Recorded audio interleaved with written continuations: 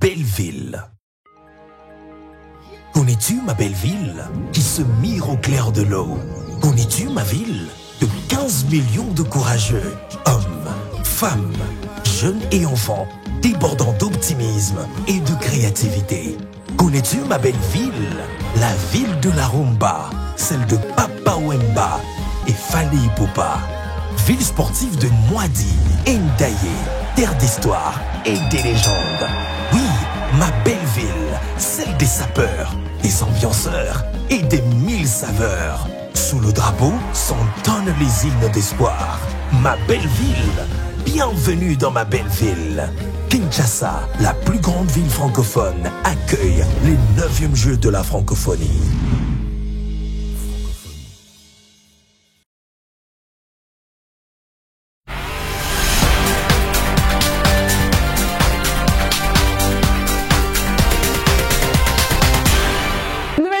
Information sur A30 Télévision, mesdames et messieurs, bienvenue à tous et à chacun. Les titres d'abord. À moins de 10 jours de la tenue de 9e Jeux de la francophonie à Kinshasa, la République démocratique du Congo reste déterminée pour la réussite de ce grand rendez-vous. C'est dans cette optique que le gouvernement a présenté les infrastructures construites et réhabilitées aux représentants de pays francophones. Déploiement de troupes rwandaises sur le territoire congolais, les FARDC promettent d'intervenir rigoureusement à une éventuelle attaque du Rwanda. C'est le porte-parole de l'armée qui l'a annoncé ce mercredi. Les Congolais appelés à s'approprier davantage la journée du 2 août dédiée au génocide congolais. Cet appel est de Salomé Ekila, membre du mouvement Urgence panafricaniste. Elle est l'invitée du journal. Bonsoir. Le président Félix Antoine Tshisekedi Tshilombo a lancé officiellement ce jeudi 19 juillet 2023 des travaux de construction de la cité de métiers dénommée Moussala, située à l'Institut agricole de Montbélé dans la commune de Limete. Cette initiative s'inscrit dans le cadre du projet Kin Emploi, don de la Belgique, qui consiste à accompagner 5000 jeunes à l'employabilité, dont 2500 d'ici 2025. La ministre de la formation professionnelle, Antoinette Kipoulou, a souligné que cette initiative traduit l'engagement du chef de l'État à réduire le taux de chômage et promouvoir l'entrepreneuriat au pays. Je le disais dans les titres, le gouvernement a officiellement présenté ce jeudi les différents sites destinés aux Jeux de la francophonie aux représentants de pays francophones attendus pour cet événement. La visite guidée organisée sur autorisation du Premier ministre Jean-Michel Samalou Kondé est partie du stade de Martyrs jusqu'à l'université de Kinshasa en passant par le stade Tata Raphaël. La République démocratique du Congo a montré toutes les infrastructures construites et réhabilitées pour le bon déroulement de ces Olympiades. Reportage. C'est le vice-ministre des Affaires étrangères qui a conduit la délégation gouvernementale et celle des ambassadeurs de pays francophones pour la visite de différents sites dédiés aux Jeux de la francophonie prévus du 28 juillet au 6 août prochain. Du stade des Martyrs, le point de départ de cette ronde, les différentes personnalités, ministres des Sports, porte-parole du gouvernement, ambassadeurs de la France ou encore de la Suisse, ont pris la direction du stade Tata Raphaël, lieu qui devrait initialement abriter les villages des Jeux. Sur place, les ouvrages en construction pour abriter diverses activités dans le cadre de ces Olympiades sont quasiment achevés. Les cas du gymnase destinés notamment à la compétition de la lutte libre.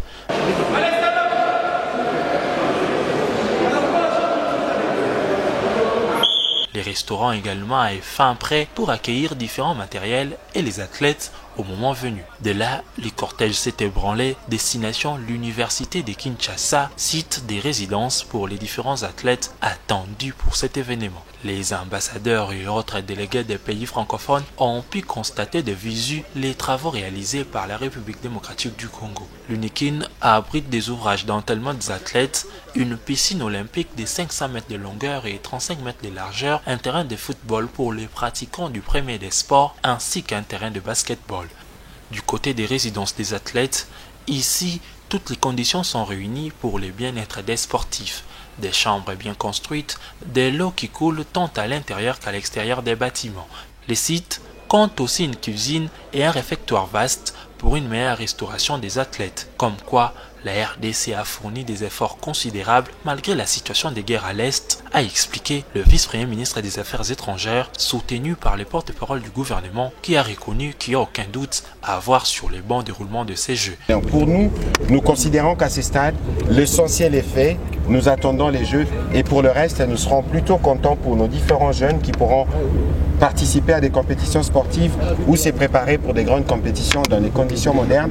Et la RDC pourra être heureuse de recevoir des compétitions internationales pour toutes les disciplines qui sont concernées par les Jeux de la francophonie. Plus de 40 délégations seront attendues pour les 9e Jeux de la francophonie à Kinshasa. Les différents sites seront officiellement livrés pour ces Olympiades le dimanche 23 juillet prochain.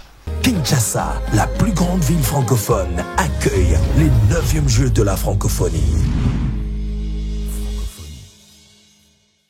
En matière de coopération, les acteurs économiques et politiques de la République démocratique du Congo et ceux du Royaume-Uni vont se réunir dans le cadre d'un forum sur la transition énergétique et l'investissement. À l'organisation de ces assises prévues du 5 au 7 septembre prochain à Londres, le cabinet de conseil KNG Stratégie spécialisé sur le marché africain. Objectif de ces forums, mener un plaidoyer en faveur des projets qui soutiennent le climat, mais aussi mobiliser les investisseurs européens pour la République démocratique du Congo. C'est le ministre de l'Industrie, Julien Paluku, qui a fait l'annonce ce jeudi à Kinshasa. Mesdames et messieurs, je vous prie de vous lever pour saluer l'entrée du ministre de l'Industrie. Pays solutions en matière de transition énergétique et écologique ainsi que dans la lutte contre le réchauffement climatique, la RDC s'emploie à mobiliser les partenaires techniques et financiers ainsi qu'à attirer les investisseurs pour le marché de la production de batteries électriques. C'est la raison de l'organisation du forum RDC Royaume-Uni sur la transition énergétique et l'investissement annoncé du 5 au 7 septembre à Londres. Placée sous le haut patronage du ministre de l'Industrie, la rencontre vise à engager les décideurs et acteurs économiques du Royaume-Uni dans une dynamique de financement des projets innovants tendant à limiter les effets du réchauffement climatique et faciliter l'exploitation et la promotion des énergies vertes que la RDC dispose en quantité suffisante. À l'occasion donc de ce forum qui sera organisé à Londres, le ministère de l'Industrie compte soumettre un plan de travail spécifique aux industries britanniques pour élargir l'assiette des partenaires avec eux, lesquels partenaires a la vocation de garantir la durabilité et la pérennité du projet de chaîne de valeur sur les batteries et véhicules électriques. Pour le responsable de KNG Stratégie, cabinet conseil à l'initiative de ce forum, la RDC est mieux placée pour entreprendre des actions de grande envergure en matière de transition énergétique. TAP, c'est la grande conférence qui aura lieu à Londres du 5 au 7 septembre. C'est là où nous allons être ensemble avec les investisseurs, les compagnies, ainsi que certaines personnes qui ont cette ambition de faciliter la transition énergétique. Donc nous sommes là et si quelqu'un veut faire partir de cela, il peut nous contacter ici à Kinshasa. Nos numéros sont là, on peut parler et voir comment on peut faire partir de cela. Dans la foulée, un panel de discussion a été engagé avec quelques partenaires, notamment le CCB, le Conseil congolais de la batterie, le FPI, le Fonds pour la promotion de l'industrie, Vodacom Congo ainsi que la banque Equity BCDC. Le tout dans le but d'annoncer déjà les couleurs de cette grande manifestation. Il faut signaler que d'ici 2030, le marché de la production des batteries électriques sera estimé à plus de 7 000 milliards de dollars, d'où l'intérêt pour la République démocratique du Congo d'attirer les investisseurs, surtout dans le cadre de son projet avec la Zambie. Projet relatif à la chaîne de valeur sur la production des batteries des véhicules électriques.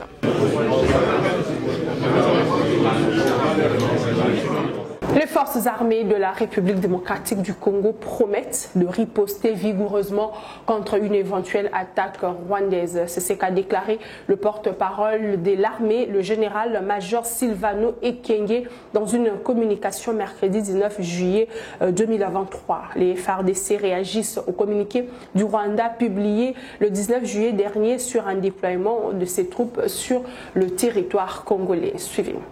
Les forces armées de la République démocratique du Congo portent à la connaissance de l'opinion tant nationale qu'internationale que, dans un communiqué diffusé ce 18 juillet 2023 par Kigali, le gouvernement rwandais s'apprête à envoyer ses troupes sur le territoire congolais. Selon les autorités rwandaises, l'incursion ainsi annoncée serait justifiée par l'imminence d'une attaque supposée des FDLR-FOCA contre le Rwanda à partir du territoire congolais. Face à ce fallacieux prétexte, les forces armées de la République démocratique du Congo déclarent qu'il s'agit d'une fuite en avant destinée à préparer l'opinion et admettre et comprendre. Face à ce fallacieux prétexte, les forces armées de la République démocratique du Congo déclarent qu'il s'agit d'une fuite en avant destinée à préparer l'opinion, à admettre et comprendre la commission par les forces de défense du Rwanda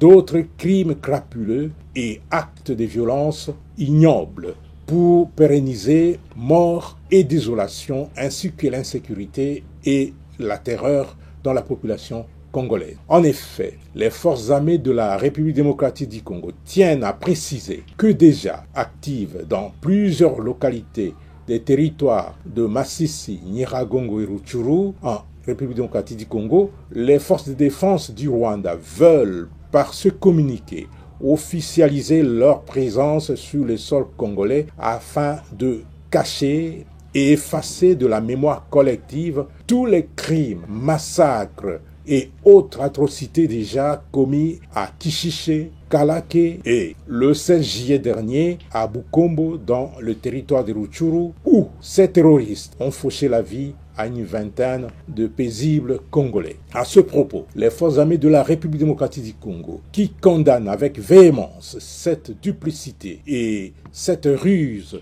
qui sont depuis toujours la seconde nature des forces de défense du Rwanda, indiquent que, tout en étant respectueuse de tous les engagements internationaux et de l'intégrité territoriale de chaque pays.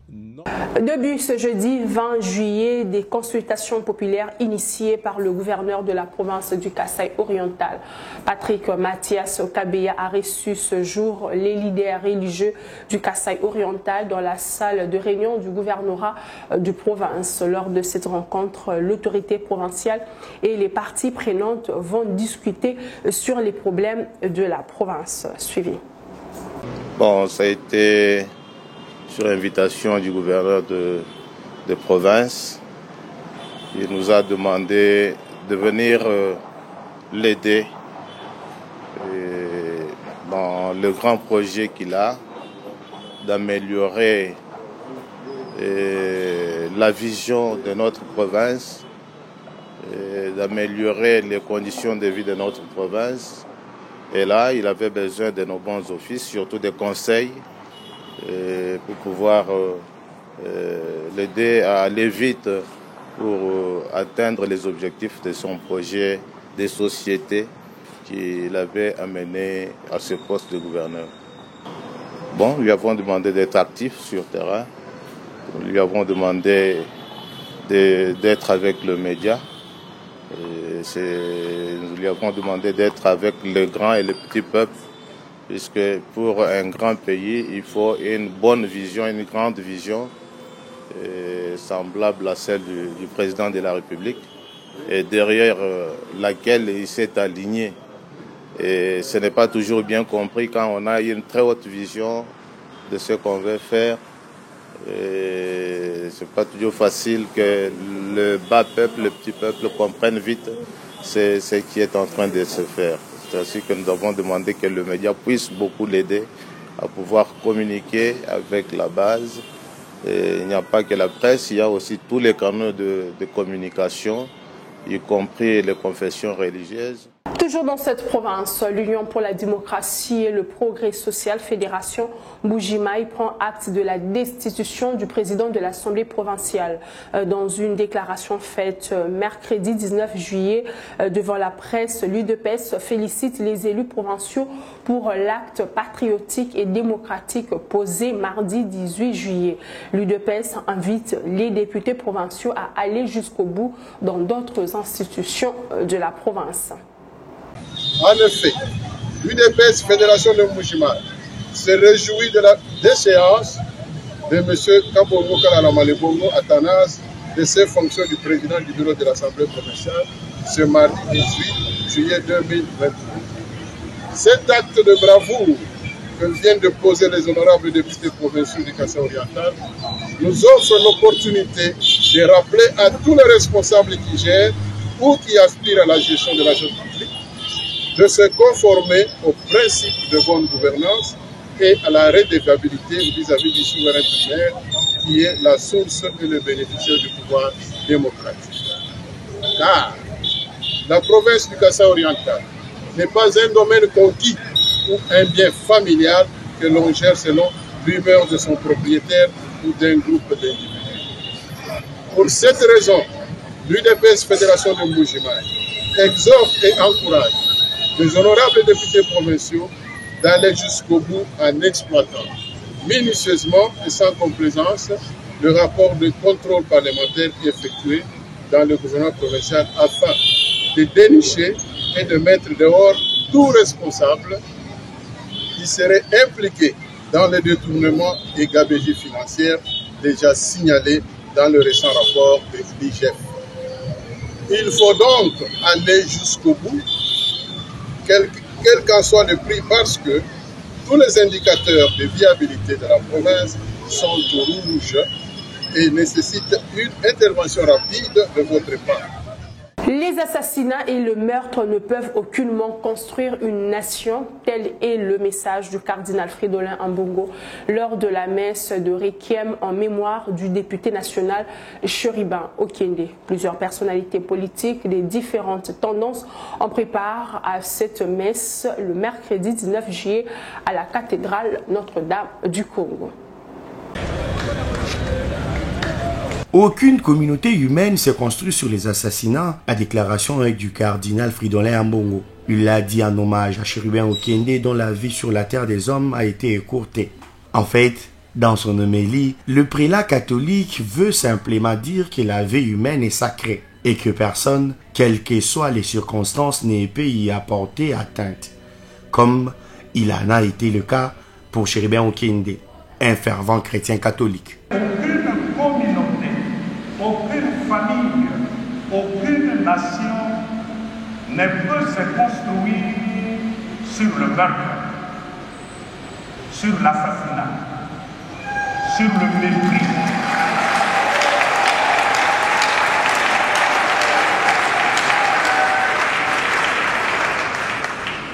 On ne bâtit pas une nation, on ne bâtit pas une communauté sur le mépris de la personne humaine, de la dignité de la personne humaine créée à l'image et à la ressemblance de Dieu. Si le cardinal Fridolin Ambongo a profité de cette culte pour décrier la culture de la violence dont Cherubin Okende a été victime, à la place, il prône celle de la non-violence que les Congolais devraient s'approprier. Mais Jésus, notre Seigneur, dans l'évangile que nous venons d'entendre, nous propose un enseignement nouveau. Au lieu de nous comporter comme dans la République de la jungle, où le plus fort bouffe le plus petit, Jésus nous enseigne une autre attitude. Jésus nous donne la charte de la vie chrétienne. Il nous invite aujourd'hui à briser la spirale de la violence qui ne peut qu'engendrer le malheur et la mort.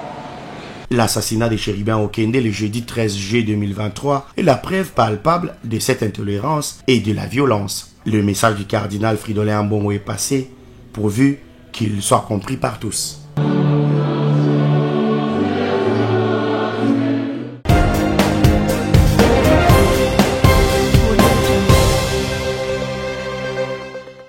Bienvenue à cette deuxième partie du journal. Sur ce plateau, je reçois Madame Salomé Ekila, membre du mouvement Urgence panafricaniste.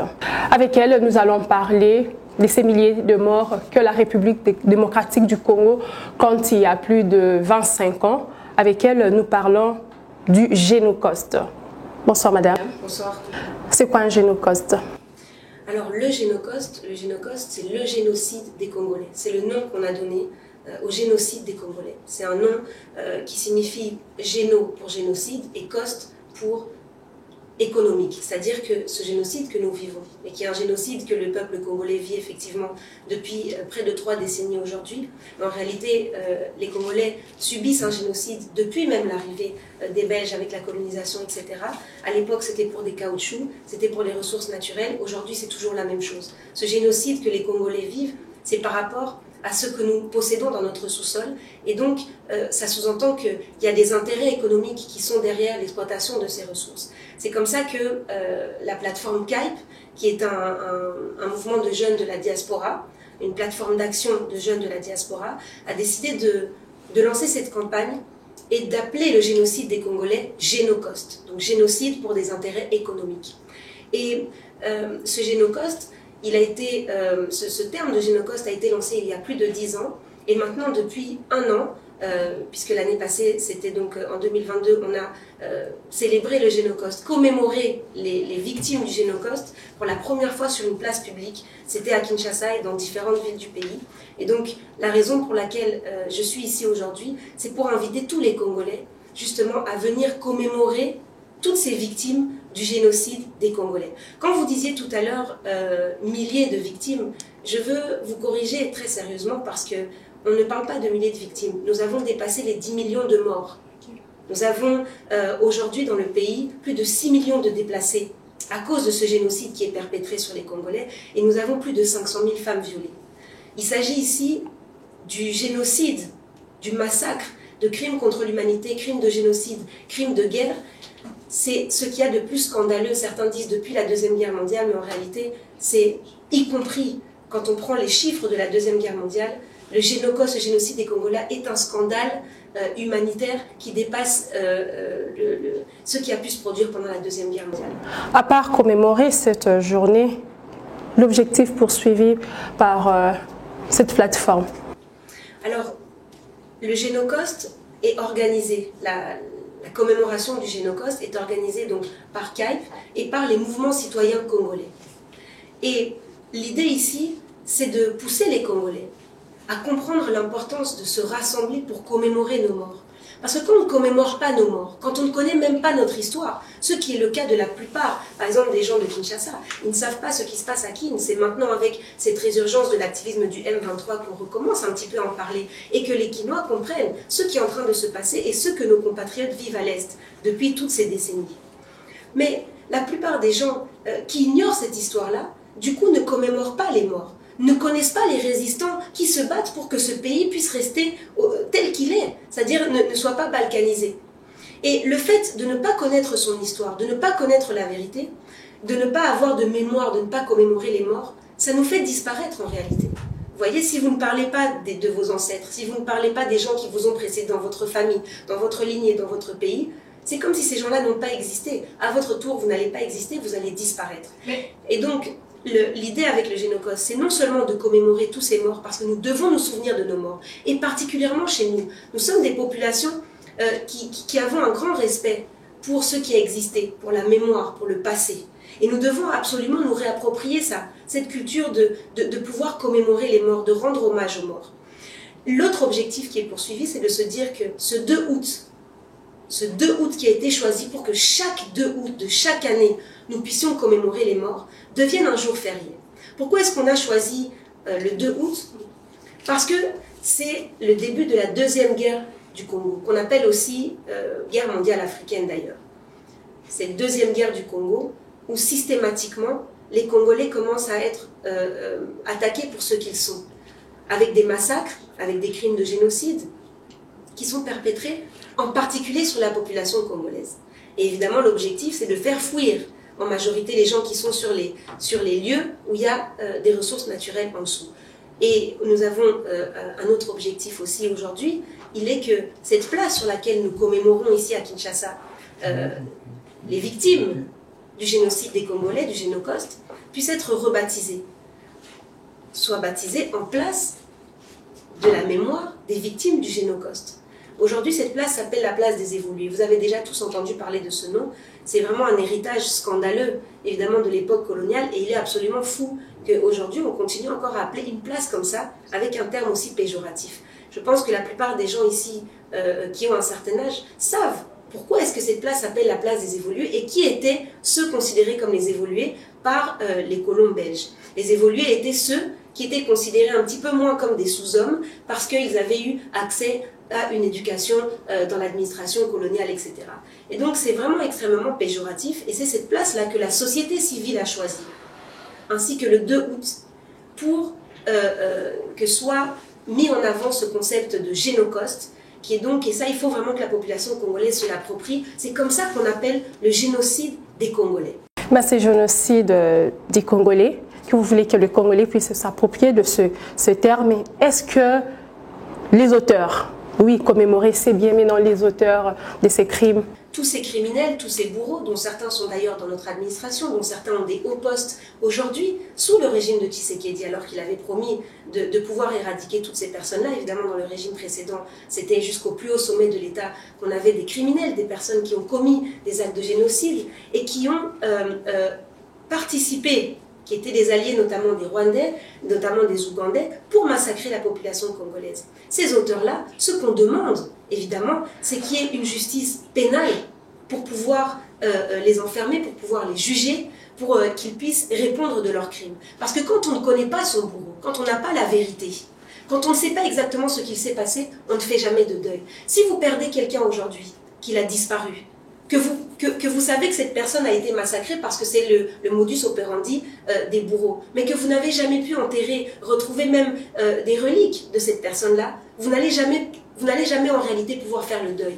Et c'est le problème qu'ont la majorité des Congolais aujourd'hui. C'est que comme les bourreaux ne sont pas pourchassés, comme la RDC, c'est un pays de l'impunité des crimes. Malheureusement, nous avons du mal à faire le deuil. Et cet appel de la société civile, des mouvements citoyens et de cette plateforme CAID qui a lancé le Génocoste, c'est de dire que ce 2 août, nous nous réunissons, c'est un matin en réalité.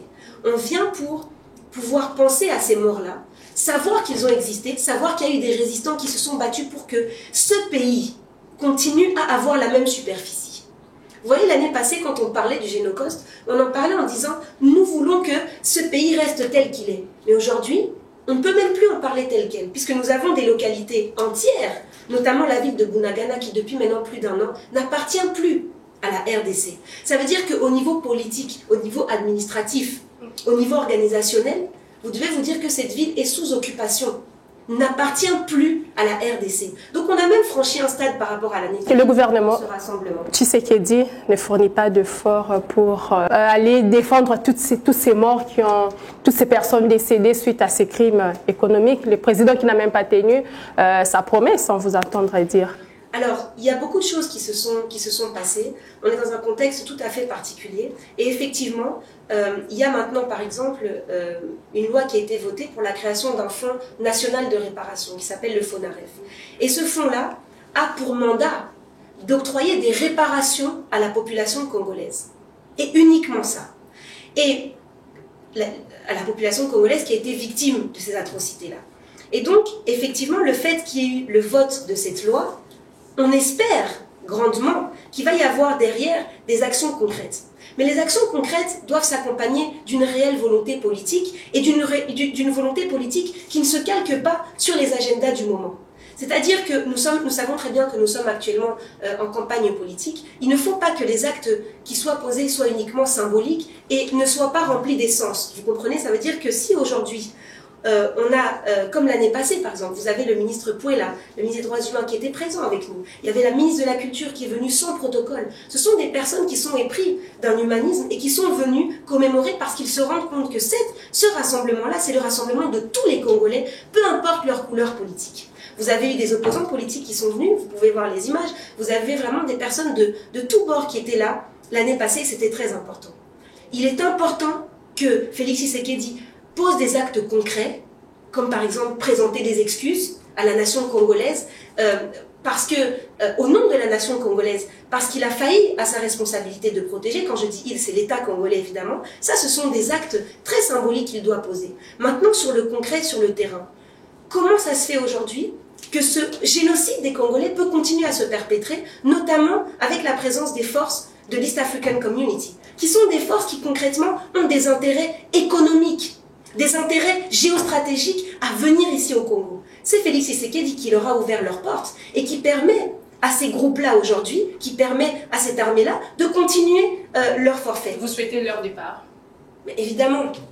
Parce que vous ne pouvez pas penser que des personnes qui pillent votre pays, qui le faisaient illégalement jusque-là et qui maintenant ont eu le tapis rouge pour s'installer et continuer leur forfait, vous avez entendu ce que le président kényan a dit, le président Ruto. Il a dit « Nous sommes là et nous ne partirons pas de la RDC ». Ce sont des personnes qui exploitent les ressources congolaises, c'est un fait. Donc quand on parle d'actes, il peut y avoir les actes symboliques qui sont importants effectivement, mais on aimerait aussi qu'il y ait des actes qui soient concrets au niveau militaire pour la protection de ce territoire, pour la protection de la RDC.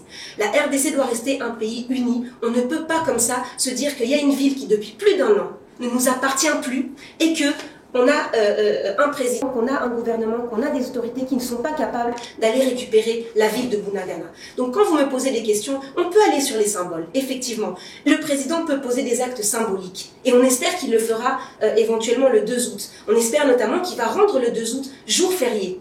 Parce que ça, c'est important pour la mémoire des Congolais. Et je vais vous dire quelque chose qui est très important, parce que je sais que le temps est court. Ce que les Congolais doivent comprendre, la raison pour laquelle nous devons tous nous rassembler ce 2 août, c'est que quand vous n'avez pas de passé, quand vous ne connaissez pas votre histoire, vous ne pouvez pas construire votre futur. Et c'est pour ça que nous ne nous en sortons pas. Je faisais référence tout à l'heure à la colonisation. La colonisation que les Belges nous ont imposée. La façon dont nous avons été détruits dans notre identité, tous les massacres qui ont été perpétrés, c'est pas normal qu'aujourd'hui nous n'ayons même pas de réparation par rapport à cette colonisation. C'est pas normal que la plupart des Congolais aujourd'hui ne sachent pas ce qu'il s'est passé pendant cette colonisation et pourquoi est-ce qu'elle a été perpétrée. La faute revient à qui si le Congolais aujourd'hui? La faute revient à nous-mêmes, parce que nous n'avons pas à penser que les autres vont nous libérer à notre place. C'est nous aujourd'hui Congolais qui devons tous nous rassembler, qui devons être unis et nombreux, notamment pendant ce genre d'événements, pour se soulever et exiger notamment que cette mémoire... Vous voyez, je vais vous dire quelque chose. Ce génocide des Congolais, nous n'avons même pas le droit au niveau international de prononcer ce terme de génocide. Ça veut dire que nous sommes censés attendre que des instances compétentes internationales nous accordent le droit de parler de génocide. Quand on parle des massacres qui sont perpétrés sur les Congolais depuis 1998, c'est honteux. Nous n'avons pas à attendre que l'étranger nous permette de nommer ce que nous vivons. Vous voyez? Et donc, la question, elle est très simple.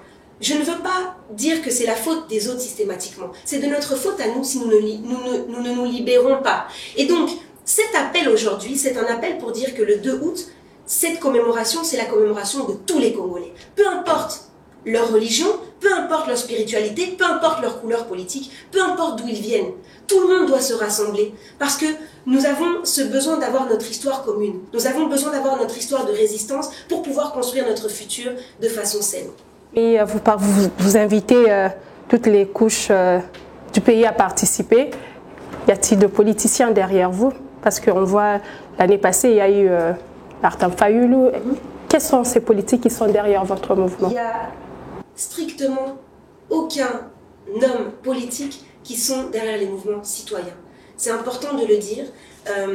Et quand on organise des actions et qu'on estime que c'est tout le Congo qui est concerné, l'année passée on avait organisé une grande marche par exemple, la marche de Tchangou, on avait invité la jeunesse de l'UDPS, on avait invité les gens des Matata Pony, on avait invité tout le monde. Et les gens avaient tous marché main dans la main parce que c'était pour dénoncer l'insécurité, vous voyez. Et effectivement, c'est facile dans des contextes comme ça, surtout quand on approche des élections, d'attribuer la réussite d'une activité citoyenne qui provient de la société civile à un parti politique. Mais en réalité, derrière nous, il n'y a personne. Il n'y a pas de financement particulier. D'ailleurs, on met vraiment notre argent. Si vous regardez sur cette place, on a fait imprimer quelques bâches. Nous avons ces lanternes lumineuses. C'est un geste important. On va faire monter ces lanternes lumineuses qu'on voit maintenant derrière et qui vont monter dans le ciel. C'est ça qu'on achète. On fait imprimer des t-shirts que nous vendons au prix de production. Et donc, c'est pour vous dire que ces quelques petites bougies, ces bâches, ces t-shirts, etc., c'est fait avec les moyens du bord parce qu'on estime que déjà la plupart des gens dans le pays vivent avec extrêmement peu d'argent, surtout maintenant avec la flambée des prix, le panier de la ménagère a doublé. Vous voyez, donc il faut vraiment que les gens se rendent compte que venir, c'est le faire avec son cœur et avec les moyens du bord. Nous sommes la société civile, nous ne sommes pas financés, nous n'avons pas de soutien financier particulier, on le fait vraiment avec tout ce qu'on peut. Pour ma dernière question, vous souhaitez que la date du 2 août soit fériée.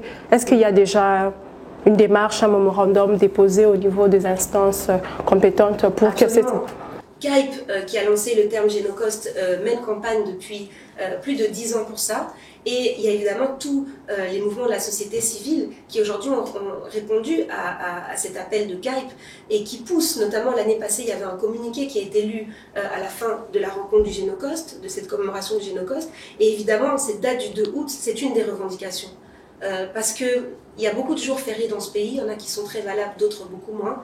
Mais ce 2 août, ça doit être ce moment où on peut se recueillir et où on peut arrêter les activités. Là, on a donné rendez-vous à tout le monde à 15 h. Ça se passera donc à la place du Génocost, anciennement appelée place des Évolués. Et on espère vraiment que l'année prochaine, ce 2 août, sera un jour férié où les gens pourront quitter de chez eux avec leurs enfants, avec leurs parents, etc., venir en famille pour commémorer, pour sortir des bougies, pour envoyer des lanternes lumineuses et pour penser à tous ces morts et pour écouter des témoignages aussi. Vous avez des personnes qui ont perdu toute leur famille. Vous avez des massacres dans ce pays, les Congolais ne le savent pas. Vous avez des massacres où en une seule nuit, plus de 1000 personnes sont décédées. Des choses qui sont d'ailleurs remises en question, notamment par l'ambassadeur du Rwanda, qu'on a maintenant chassé grâce à la pression de la société civile, Vincent Karega. Ça faisait des mois qu'on exigeait qu'il puisse être chassé. La société civile a marché, a fait des actions puissantes, s'est même retrouvé devant la résidence de Karega. On a fini par le mettre dehors. Sachez que Vincent Karega avait nié le massacre de Kasika qui s'est produit en août. Ce massacre-là, il y a plus de 1000 personnes qui sont mortes en une soirée. Il est impossible de massacrer autant de personnes si ce n'est pas quelque chose d'organisé, de prévu à l'avance. Et c'est pour ça que ce terme de génocide est tout à fait réel. Il faut que les Congolais s'en approprient. Il faut que les Congolais comprennent que l'objectif, c'est de les faire disparaître. On essaye de nous faire disparaître. C'est une crise vraiment il s'agit même de notre existence même. C'est ça qui est remis en question ici. Donc nous devons tous nous lever, peu importe que les massacres se passent principalement à l'Est ou même au Kasaï ou en Ituri, les gens de Kinshasa doivent se lever au même titre que les gens de Mbandaka, au même titre que les gens du Congo central. Tout le monde doit se lever ce 2 août-là parce que nous sommes un peuple et nous devons rester unis et ne pas nous diviser. D'accord. Merci d'être passé. Merci à vous. Mesdames et messieurs, c'est par ici que prend fin cette session d'information. Au revoir. Bienvenue à Kinshasa, capitale de la République démocratique du Congo, qui dans quelques jours va abriter le 9e jeu de la francophonie. Une première pour la RDC. Au total, plus de 4000 sportifs et artistes sont attendus en RDC pour participer à ces jeux. Nous allons à la découverte de quelques sites retenus pour la partie culturelle. Il y a le Musée national, l'Académie des Beaux-Arts, l'échangeur de métiers, mais aussi et surtout la Halle de la Gombe, véritable carrefour d'actualité culturelle dans notre ville province de Kinshasa. Pour parler de ce concours création numérique, un concept tout à fait nouveau, nous allons nous entretenir avec le responsable de cette discipline, M. Narcisse Lutumba. Narcisse Lutumba, bonjour. Bonjour. Merci d'être avec nous ici à la Halle de la Gombe. C'est au lieu de prestige, de tout ce qui est culturel en RDC. De quoi s'agit-il en fait? La création numérique, d'abord en tant que discipline, a été introduite pour la première fois lors de la 7e édition à Nice, en France. Donc ça fait déjà 3 éditions que ça existe comme discipline parmi les 11 disciplines du côté culturel. C'est une discipline qui consiste à la création ou au montage des images auxquelles il faut associer un son ou des sons. Et les deux doivent constituer une seule œuvre dans laquelle nous trouvons une égale importance entre l'image et le son. Et il y a un message particulier par rapport à ces Ça concepts peut répondre à une thématique. que vous allez mettre sur place, ou bien c'est à l'artiste lui-même d'imaginer?